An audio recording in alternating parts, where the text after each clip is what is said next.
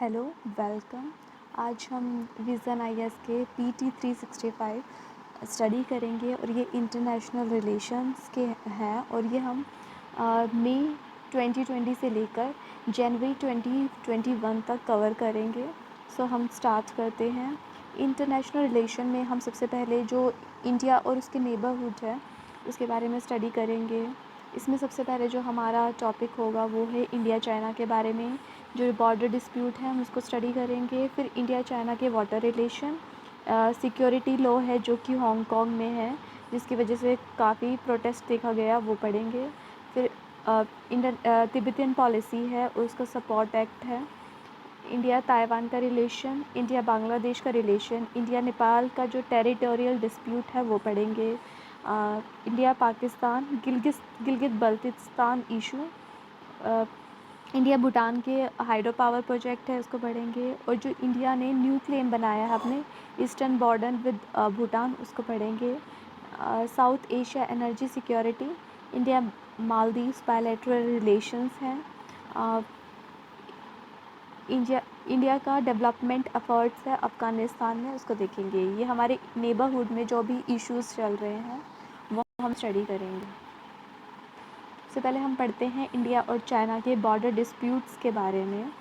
जो इंडिया और चाइना का बॉर्डर डिस्प्यूट है वो फिर से सुर्खियों में आया है क्योंकि दोबारा से फोर फ्रंट पे आ चुके हैं। स्टैंड ऑफ हुआ है between India and China north Sikkim में और लद्दाख वाले रीजन में, जो कि लाइन ऑफ एक्चुअल कंट्रोल के पास है।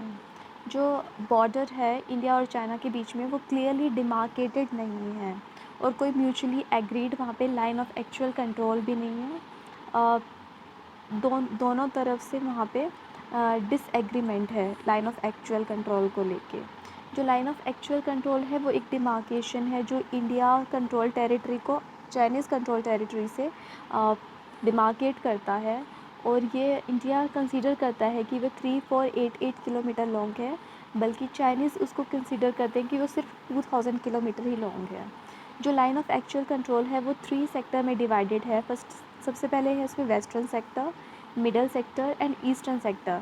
वेस्टर्न सेक्टर में लद्दाख इंक्लूडेड है, जो बॉर्डर लद्दाख के बाउंड्री में है उसको वेस्टर्न सेक्टर बोलते हैं लाइन ऑफ एक्चुअल कंट्रोल का। इसमें एक जॉनसन्स लाइन थी जो कि ब्रिटिशर्स ने प्रपोज़ की थी 1860 में, जो कि कुनलुन माउंटेन तक एक्सटेंड हुई है और जो अक्साई चिन को इंक्लूड करते हैं जम्मू कश्मीर में। इंडिया जॉनसन लाइन को मानते हैं, बल्कि इंडिया जॉनसन लाइन को मानते हैं और अक्साई चिन को अपनी टेरिटरी में इंक्लूड करते हैं, बल्कि उसको रिकॉग्नाइज़ नहीं करता चाइना। और वो मैकडोनल्ड लाइन है उसको एक्सेप्ट करता है, जो कि अक्साई चिन को चाइनीज़ कंट्रोल में रखती है। और मिडल सेक्टर है उसके बाद। मिडल सेक्टर में हिमाचल प्रदेश और उत्तराखंड के जो बॉर्डर्स हैं वो इंक्लूड होते हैं। वहाँ पे डिस्प्यूट इतना ज़्यादा नहीं है। लाइन ऑफ एक्चुअल कंट्रोल इस सेक्टर में लीस्ट कंट्रोवर्शियल है, एक्सेप्ट वो वहाँ पे एक बाराहोती प्लेन है जो कि चंदौली रीजन में है उत्तराखंड में। वहाँ पे एक 80 स्क्वायर किलोमीटर का एक छोटी सी लैंड है जिसको चाइना क्लेम करता है 1952 से। इंडिया एंड चाइना के एक्सचेंज मैप भी हो चुके हैं इस रीजन में, और दोनों ने एग्री कर लिया है। जो फिर उसके बाद है ईस्टर्न सेक्टर। ईस्टर्न सेक्टर में अरुणाचल प्रदेश और सिक्किम का बॉर्डर होता है और वहाँ पे एक मैकमोहन लाइन है अरुणाचल प्रदेश में। वो डिसाइड करी गई थी 1914 में, जब मीटिंग हुई थी चाइना, इंडिया और तिब्बत की शिमला में। लेकिन जो चाइनीज़ के रिप्रेजेंटेटिव हैं उन्होंने सबसे पहले तो ये एक्सेप्ट कर लिया था उस मीटिंग में, बट उन्होंने बाद में फिर इसको रिफ्यूज़ कर दिया। और जो तवांग एरिया है अरुणाचल प्रदेश में उसको अब चाइना क्लेम करता है 1951 से। सो आप देख सकते हैं ज़्यादा dispute line of actual control में वेस्टर्न एंड ईस्टर्न सेक्टर में। मिडल सेक्टर इतना ज़्यादा डिस्प्यूट नहीं है, दोनों तरफ से म्यूचुअल एग्रीमेंट है। सो हम कुछ एरियाज़ देख लेते हैं। सबसे पहले ये जहाँ पे स्टैंड ऑफ हुआ है एक तो है डेप्सांग रीजन, फिर है गैल्वन वैली, और यहाँ पे हॉट स्प्रिंग रीजन है, और पैंगिंग सॉ लेक है। यहाँ पे दोनों के बीच में स्टैंड ऑफ हुआ है।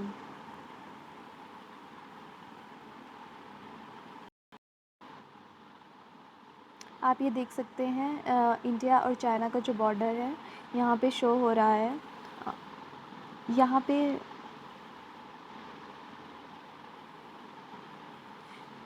जो अक्साई चीन है ये चाइना ने ऑक्यूपाई किया है और इसको इंडिया क्लेम करता है। और ये तवांग एरिया है जो कि इंडियन टेरिटरी में है, उसको चाइना क्लेम करता है। 3 इम्पॉर्टेंट पासेस है जहाँ से ट्रेड होता है इंडिया और चाइना के बीच में।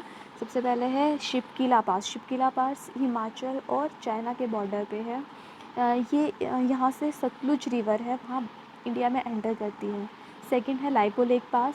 लाइपो लेक पास है उत्तराखंड और चाइना के बॉर्डर पे। और फिर थर्ड वन है नथुला पास जो कि सिक्किम में है, और ये चाइना और इंडिया को के बीच में एक इम्पॉर्टेंट पास है जहाँ से इंडिया और चाइना का ट्रेड होता है। और ये कुछ ये जम्मू कश्मीर का रीज़न है। जम्मू कश्मीर में ये अक्साई चीन का है रीज़न, जो कि चाइना के द्वारा कंट्रोल किया गया था 1962 में। चाइना ने इसको कंट्रोल कर लिया था और ये इंडिया के द्वारा क्लेम करा जाता है। और यहाँ गलवान वैली है, ये हॉट स्प्रिंग एरिया जो मैंने आपको बताया था जहाँ डिस्प्यूट हो रहा है।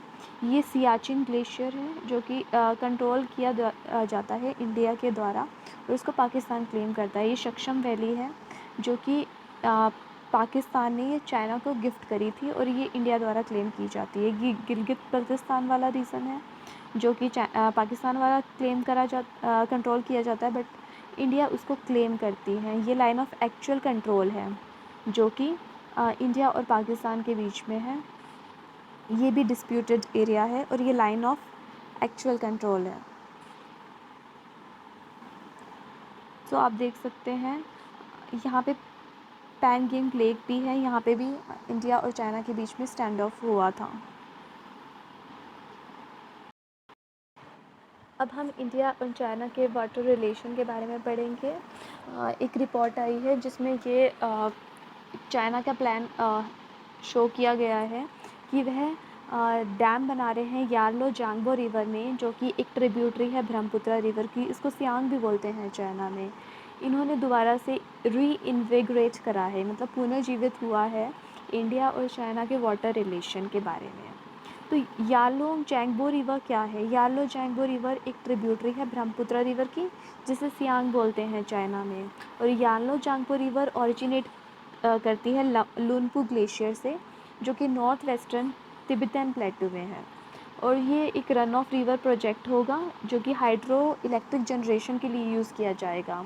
वहाँ पे हम नेचुरल फ़्लो और जो उसका एलिवेशन ड्रॉप ऊंचाई से जो नीचे गिरती है वो रिवर, उसको यूज़ करेंगे इलेक्ट्रिसिटी जनरेशन के लिए। फिर करंट स्टेटस क्या है इंडिया और चाइना के वाटर रिलेशन क्या? जो ट्रांस बॉर्डर रिवर सिस्टम है चाइना से जो इंडिया फॉल करते हैं वो 2 ग्रुप्स में डिवाइड किया जाता है। सबसे पहले है ब्रह्मपुत्र रिवर सिस्टम।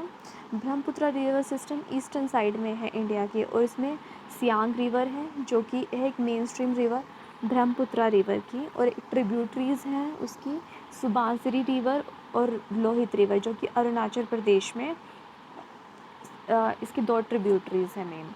जो इंडस रिवर सिस्टम है वो वेस्टर्न साइड में है इंडिया के, और इसमें इंडस और सतलुज रिवर है।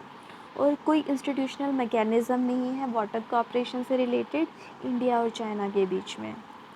तो अब हम देखते हैं जो रिवर सिस्टम है तिब्बतन प्लेटू में, इसको देखते हैं। जो तिब्बतन प्लेटू है उसको थर्ड पोल भी बोला जाता है क्योंकि उसका बहुत ज़्यादा ग्लेशियल एक्सपेंस है और वहाँ पे बहुत ज़्यादा रिजर्व है फ्रेश वाटर का। ये 7 रिवर्स का सोर्स है साउथ एशियन लार्जेस्ट रिवर, जैसे कि Indus river, Ganges river, Brahmaputra river, Irrawaddy, Salween, Yangtze and Mekong river. अब हम इन रिवर्स के बारे में देख लेते हैं। ये आप देख सकते हैं कि जो 7 रिवर्स हैं ये सिर्फ एक तिब्बतन प्लेटो से ओरिजिनेट होती हैं। जैसे कि इंडस रिवर, आप इंडस रिवर को देख सकते हैं। सतलुज रिवर भी तिब्बतन प्लेटो से ओरिजिनेट होती है। गैंगेस रिवर, करनली रिवर जो कि नेपाल से फॉलो होने के बाद इंडिया में एंटर करती है और ये एक गंगेस रिवर की ट्रिब्यूटरी बन जाती है। फिर उसके बाद है ब्रह्मपुत्र रिवर जो कि एक मेन स्ट्रीम रिवर है नॉर्थ ईस्टर्न इंडिया की, जो कि तिब्बतन प्लेटो से ही ओरिजिनेट होती है। ये अरुणाचल प्रदेश में एंटर होती है और नॉर्थ ईस्टर्न से फॉलो होकर बांग्लादेश से गंगेस रिवर के साथ मिलती है और फिर ये बे ऑफ बंगाल में ड्रेन हो जाती है। फिर ये इरावदी रिवर है। इरावदी रिवर भी तिब्बतन प्लेटो से ओरिजिनेट होती है। इरावदी रिवर मेन रिवर है म्यांमार की और ये म्यांमार में फॉलो होने के बाद बे ऑफ बंगाल में मिल जाती है। और फिर उसके बाद सेल्विन रिवर है। सेल्विन रिवर भी तिब्बतन प्लेटो से ओरिजिनेट होती है और ये फिर म्यांमार में एंटर करती है। म्यांमार एंटर करने के बाद ये बे ऑफ बंगाल में ड्रेन हो जाती है। फिर आप मेकोंग रिवर को देख सकते हैं। मेकोंग रिवर भी एक one of the most important river है साउथ ईस्ट एशिया की, जो कि तिब्बतन प्लेटो से ओरिजिनेट होती है और ये फ्लो करती है चाइना में। देन ये एंटर करती है लाओस में, वियतनाम में, कंबोडिया में। फिर उसके बाद ये ड्रेन हो जाती है साउथ चाइना सी में। तो आप देख सकते हैं। फिर उसके बाद है यांगजे रिवर है। यांगजे रिवर एक इम्पॉर्टेंट रिवर है चाइना की। ये भी तिब्बतन प्लेटो से ओरिजिनेट होती है। येलो रिवर है, ये भी रिवर तिब्बतन प्लेटो से ओरिजिनेट होती है। ये चाइना में फॉलो करती है, मंगोलिया में भी फॉलो करती है।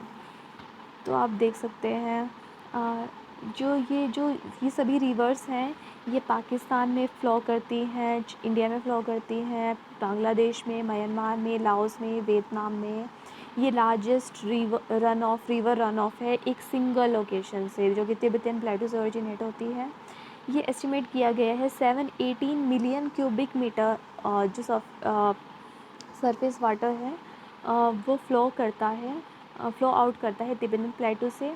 और चाइनीज़ एडमिनिस्ट्रेटिव रीजन है शांगजांग से और inner Mongolia, 2 neighbouring countries each year. अब हम पढ़ेंगे न्यू सिक्योरिटी लॉ के बारे में। हांगकांग में जो है रिसेंटली जो चाइना की नेशनल पीपल कांग्रेस है उन्होंने हांगकांग नेशनल सिक्योरिटी लॉ को अप्रूव करा है। ये 1 कंट्री 2 सिस्टम पॉलिसी को फॉलो करता है। ये ओरिजिनली प्रपोज किया गया था ताकि चाइना और ताइवान को यूनिफाई कर सके, बट ये ताइवान ने रिजेक्ट करा हुआ है। जो आइडिया है 1 कंट्री 2 सिस्टम का वो ओरिजिनेट हुआ था जब चाइना ने टॉक की थी ब्रिटेन एंड पुर्तगाल के पास, जिनके पास ये कॉलोनीज़ थी हांगकांग एंड मकाओ की। ओसीटीसी मॉडल के अंदर जो चाइना ने प्रपोज़ किया था कि हांगकांग और मकाओ में different economic and political system होंगे from that of mainland China, पर वो पार्ट होंगे चाइना का। हांगकांग में ये जो चाइनीज़ कंट्रोल है ये चाइनीज़ कंट्रोल के अंदर चला गया था 1997 में, और जो मकाओ है वो ट्रांसफ़र कर दिया था 1999 में।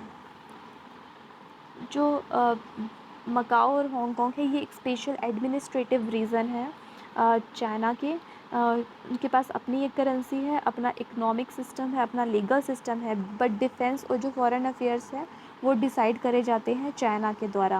हांगकांग के पास फ्रीडम भी है, freedom of speech and assembly, और उनके पास कुछ डेमोक्रेटिक राइट भी हैं जो कि अवेलेबल नहीं होते मेनलैंड चाइना में। और जो उनके फ्रीडम्स हैं वो प्रोटेक्ट करे गए हैं बेसिक लॉ के द्वारा में, जो एक मिनी कॉन्स्टिट्यूशन है जो कि गाइड करता है relationship between Hong Kong and China.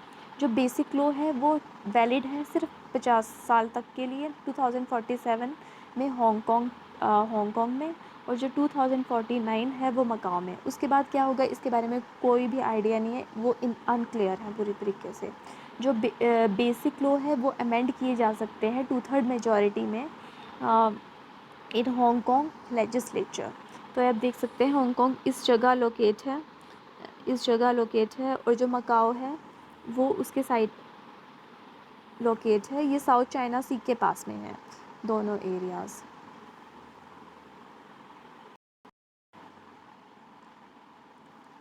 Tibetan policy and support act है नेक्स्ट टॉपिक। यूएस सेनेट ने पास किया है तिब्बतन पॉलिसी और सपोर्ट एक्ट जो ऑफ 2020, जो कि आउटलाइन करता है यूएस की जो पॉलिसी है तिब्बतन्स को लेकर। Tibetan policy and support act के बारे में हम पढ़ते हैं।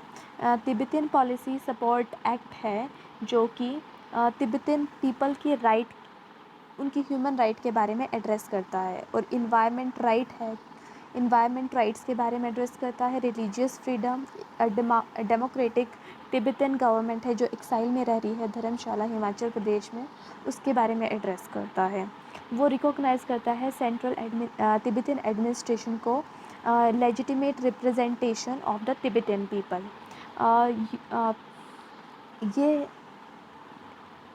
इस बात के बारे में बात करते हैं कि जो यूएस गवर्नमेंट है वो इशू कर सकते हैं इकोनॉमिक और visa sanction against Chinese officials जो कि इंटरफेयर करेंगे succession of the Dalai Lama. आपको दलाई लामा पता ही होगा, दलाई लामा एक स्पिरिचुअल हेड के रूप में माने जाते हैं तिब्बतियंस के लिए।